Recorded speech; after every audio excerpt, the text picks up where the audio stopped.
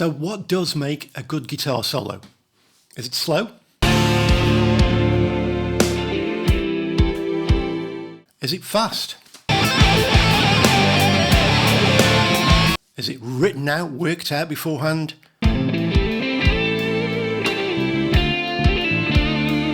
Or is it ad-lib, improvised?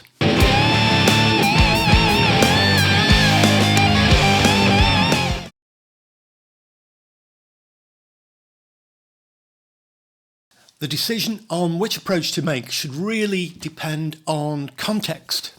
What's the mood of the song? Or at least the mood of the section that we're soloing over. If the song is slow and emotive, then maybe playing 16th note triplets as fast as you possibly can might not fit. Then again, if the song is fast and powerful, a bit of wild abandon might not go amiss. Maybe really letting rip will just set the mood for the song. The solo I'm demonstrating in this video is from my latest song from my recent project, Restless Drive. The song is called Another World, and you can check out the links for that here at the bottom in the description if you want to find out how this all fits together within the context of the song. It's a useful song to demonstrate the contrast between written and improvised, fast and slow, because it really covers all of these. It's basically a two-part solo. The first part is slow and written and carefully thought out. The second part, I barely remember what I played on that one because it was improvised in one take. Now the next time I play that, I'll probably play that completely different, and that's part of the fun of writing that type of solo. Now for this video, I'm going to concentrate on the first part of the solo, which is the slow, written out, or at least worked out. We can say written out, but I didn't write it at first, although you're going to find the PDF below in the description if you want to have a look at that. The tab will be there. The worked out solo follows fairly closely with the chords in the chord progression. And this is one of the things I want to talk about at fairly decent length on this video, because, particularly with this song, chords can really matter in the way that you structure your solo. Now, if you want to see part 2 of the video, let me know, and I'll show you the ideas behind the improvised part of the solo and what we're trying to achieve there.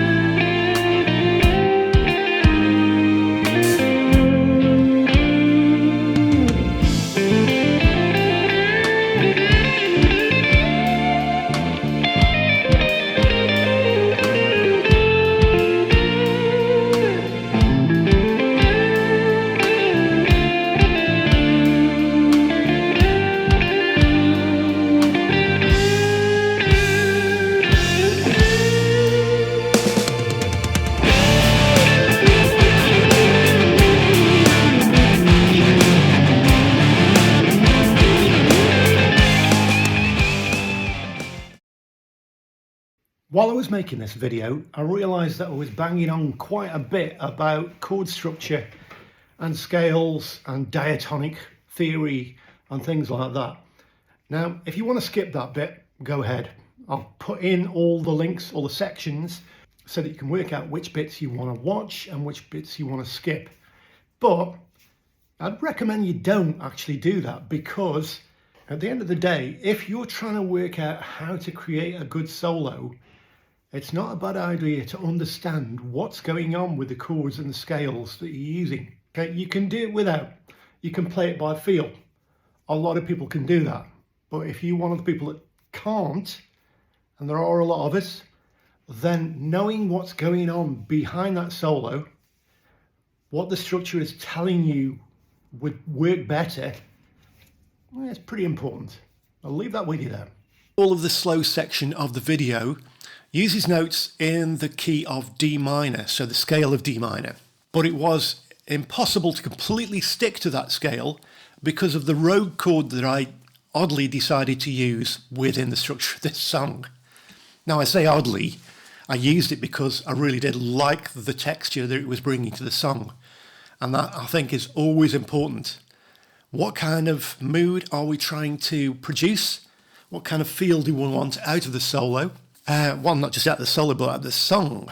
But the most important motivation for me when constructing the solo was melody, particularly in this part.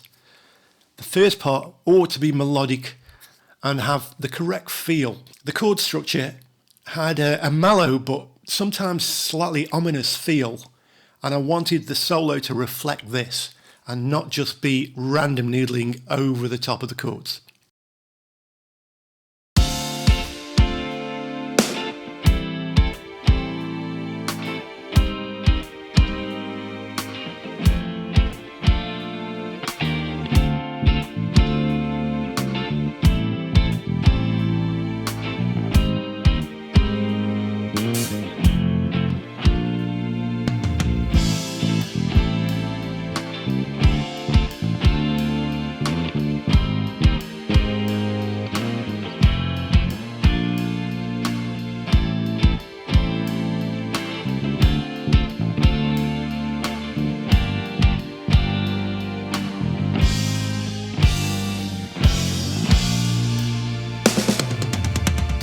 If you know about diatonic chords, and there's no reason why you should unless you want to, you'll know that A flat major 7 does not belong on the D minor scale, and there is normally no A flat note.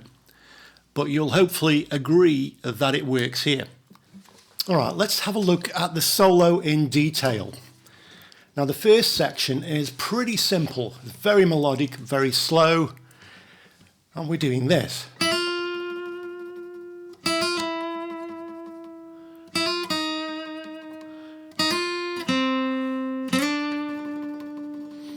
Okay, now this is harmonized, but it's not harmonized above, it's harmonized below. So we're going to get this kind of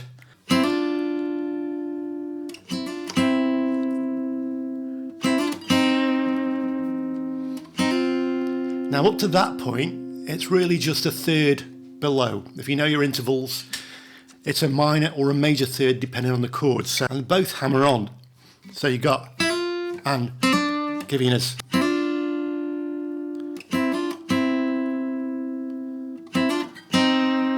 right, now that is the point at which we go to A flat major 7. Okay, this is the rogue chord that we mentioned earlier on. So that's why we have to do this.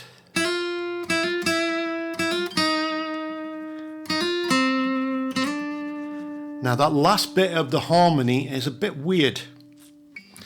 So the first part, as we said, goes.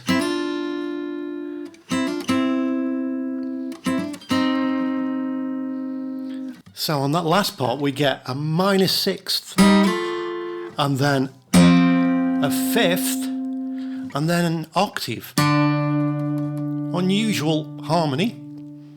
I'm not really quite sure why I did that in the first place, but it kind of works. Okay, so that's section 1 of the solo. After that we get a D minor scale, basically, going from the 3rd of the scale. Yeah, okay. Then we get a slightly more difficult bit.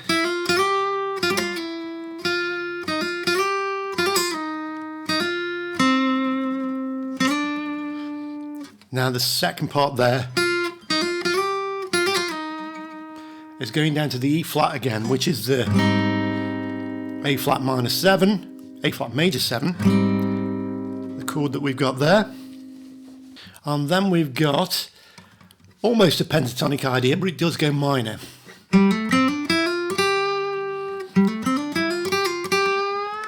Now, when I actually played this on the electric guitar, I did this 4th finger bend. You probably want to try and avoid that bit. I played it again later and thought, yeah, that should have really been much easier to control than using my little finger. This is horrible, really, but I got away with it on the original recording. It just kind of came to me at the time. But it's not easy. I wouldn't do that again. And going all the way up to the F note, still part of the D minor scale. Then we get this. Right, now that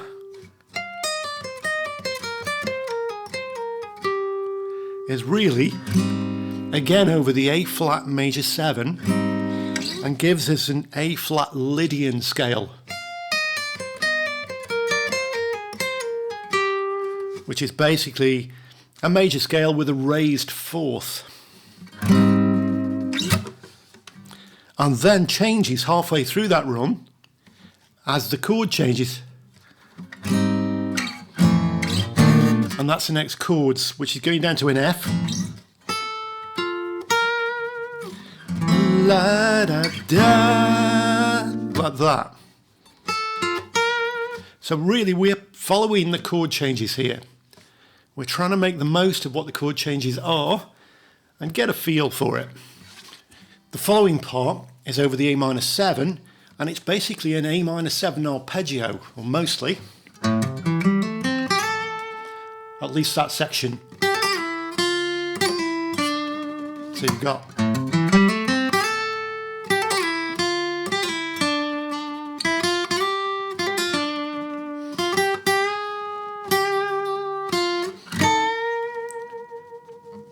right. Apart from the A minor 7 arpeggio, which you have to get used to playing those kind of things. Try and do that in a directional manner if you can, so that you're picking all downwards. So basically, whenever we've got 2 notes on one string, we're going to play a hammer on, just so that we don't have to pick in an opposite direction. We don't want to do alternate picking there because we want it to be flowing.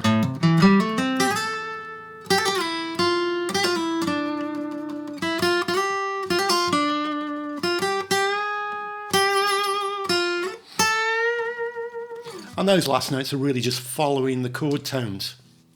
Okay, hopefully that will help you to play it if you want to, or at least give you some ideas for formulating your own solos based on chord structure. And it's interesting what changing chords, like throwing that odd A flat major 7 that doesn't belong in the key, throwing that kind of thing in, makes you think a little bit outside the box. Okay, see how you go.